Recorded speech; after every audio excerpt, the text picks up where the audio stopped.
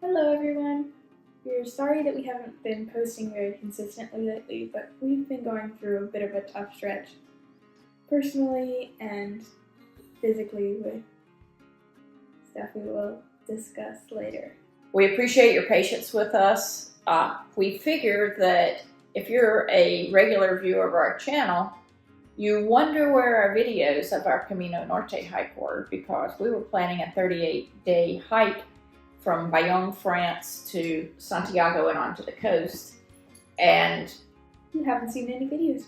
Yeah, we haven't shown any videos of that. So I guess we'll go ahead and get into what happened to us on the Camino Norte.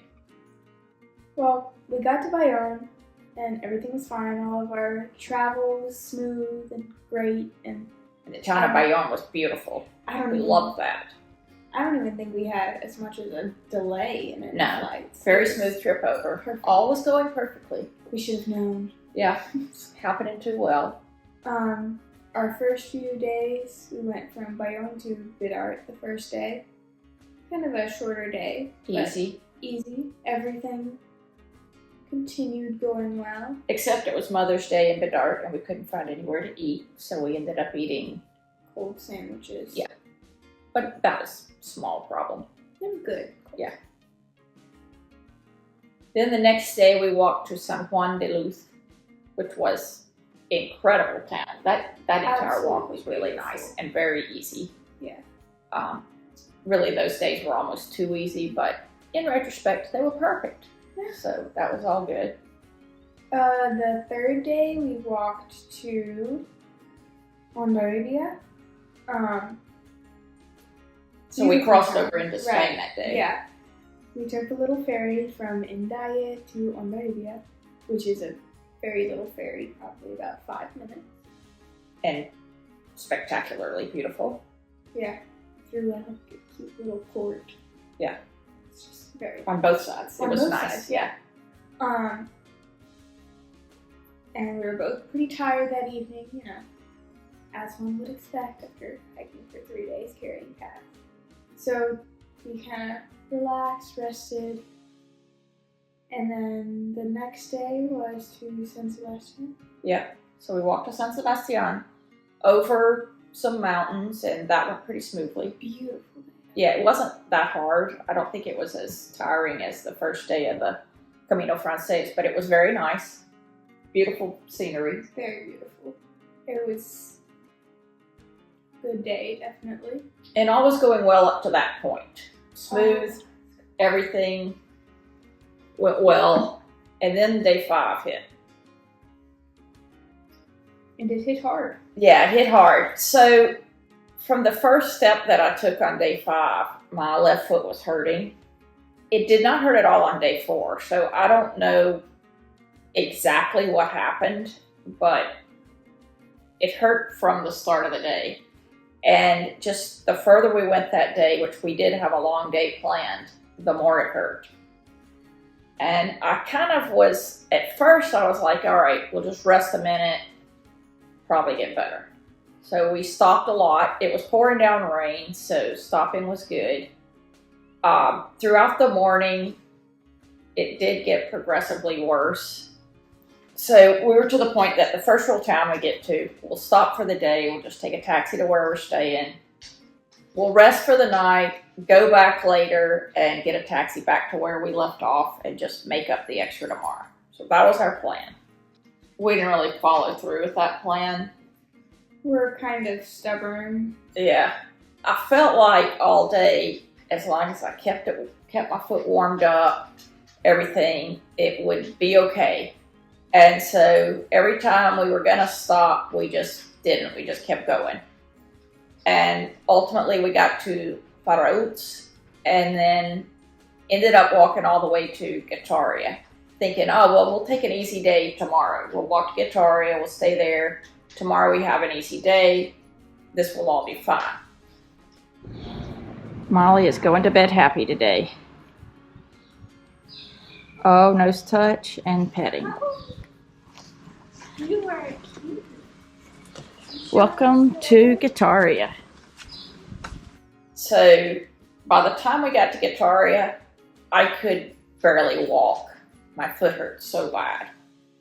And I mean, it hurt bad enough that I never got out of bed. Like, we didn't go eat dinner. We ate cereal bars from our backpacks for dinner. That was a clue. Yeah, that was kind of an indication maybe that things were worse than we thought. But we've had foot pain before, and it was always better the next morning. Yeah, I think this foot pain was a little worse than... It was bad.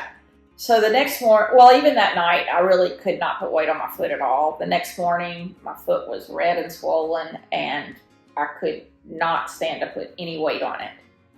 So we decided to take a taxi into Barrows. Using trekking poles as crutches. Yeah, using trekking poles as crutches and leaning on Molly and hopping and everything we could. Of course, our hotel had all these stairs and was in the very most out-of-the-way part of town that taxis couldn't even totally get to. But anyway, of course, we made it work. We got to the medical center in Barrows. They looked at us. I could tell they were like thinking we had blisters or whatever. Long story short, they did an x-ray of my foot, and I had a broken foot. I had broken the second metatarsal on my left foot, which is the bone that goes kind of from the middle of your foot to your second toe. That bone was broken. It hurt a lot. They're like, you can't keep walking. So I got a boot, like a supportive boot. We'll make a video about that whole experience because it was quite the adventure. It was. Ultimately, by the end of that day, had taken a taxi all the way back to Hondarribia. And the next day we started our trip home. Because I couldn't walk, there was no reason for us not to just go home and try to figure out something else. So that's what we did. The trip home was a little bit difficult because, I carried the 3 bags and you couldn't really walk, so... Right. It was a real... slow-moving... It was an adventure, but we got home. We got home. You know, we were super disappointed, especially me. I think Molly at least was able to come home, and she didn't miss any cross-country practices because they had a rest week, and that was the only time we were gone. But I was just super disappointed. But not only did we not get to do the Camino, I had a broken foot, so I could not do anything here. I ended up going to the doctor here. They told me you need to be off your foot completely for 6 weeks, and then you can do light stuff for 6 weeks, but no real walking for exercise or running or anything. So it's 12 total weeks of recuperation time. I gained 8 pounds. That was frustrating. It was just frustrating, but there were a couple of good sides to what happened to us. One of which, we got to be here for my grandfather's last real healthy month. His health had been declining for a while, and it definitely took a turn for the worst around the start of July. Yeah. So... He had a long-term illness, but in early July, he just took a very steep step downward. And so the rest of the summer, we really spent helping to take care of him. He was mostly in and out of the hospital, but we were helping to take care of him, visit him, just try to keep him occupied and happy.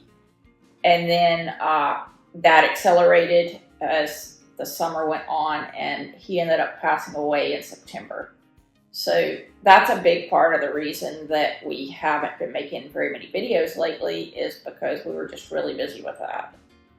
And the other kind of, it's hard to see the bright side in the whole situation, but the other sort of bright side was that we got to make a trip to Oregon. Yep. We visited Crater Lake, Redwoods, Eugene, and we saw a day of the Olympic trials. So, yep, that was really fun. So we'll definitely have some videos coming out about some of our in-state adventures. Yep. And then the other sort of plus was that Molly got to be here for cross-country stuff all summer, which like Molly said, we will make some videos about our trip to Oregon. If you're not from the States, you may not be very familiar with the state of Oregon, but there are a lot of outdoor adventure stuff to do there. And if you're a runner, I know a lot of runners follow our channel. If you're a runner, that is really the capital of running in the U.S. So Eugene, Oregon is kind of, they call it Tracktown, USA. And so we'll share some stuff about that. And we're also going to share some other kind of outdoor adventure places within the U.S. that some of our international audience may not be familiar with. When are we going to do the Norte? Because I have regretted that we couldn't do it every single day since we got back. I was super looking forward to the Norte. We walked part of the Norte in 2021, and we were sold. We loved it. In fact, at that time, we swore one day we were buying a house along that path because we loved it so much. We were just like, oh, this is the greatest place in the world. We haven't done that, but we've been busy. That's definitely true. Yeah. But we're going to go back and try again same time in 2025. So as soon as Molly's out of school, we'll be going directly back. We're thinking at this point we'll probably start in San Sebastian, because we did have those first 4 days were good. We'll do the Broken Foot Day over. Yeah, that memory is. Yeah. It rained hard all morning that day, and then my foot was hurting all day, so it was not an enjoyable day, even though the scenery was fantastic. So we want to try that again. So we're thinking we'll start in San Sebastian and go from there. So to summarize, we have more videos coming soon, so don't worry. They may be on a little bit different topics than we usually have because... Or than we were planning to have 38 videos about the Camino Norte. Right, because, well, we did not have the facilities to walk 38 days of the Camino. No. So, we will have more videos out soon. There are a couple topics that we've desperately been wanting to make videos on for a long time. And so one of those videos will come out next week. But I don't know. We have not been able to find a video on the topic. And so we're kind of excited about it. And it's a Camino video. So from this point forward, now that we are out of the hardest part of this phase, we're going to try to post a video every week again. Thanks for hanging with us, and thanks for watching. Please like and subscribe. Buen camino.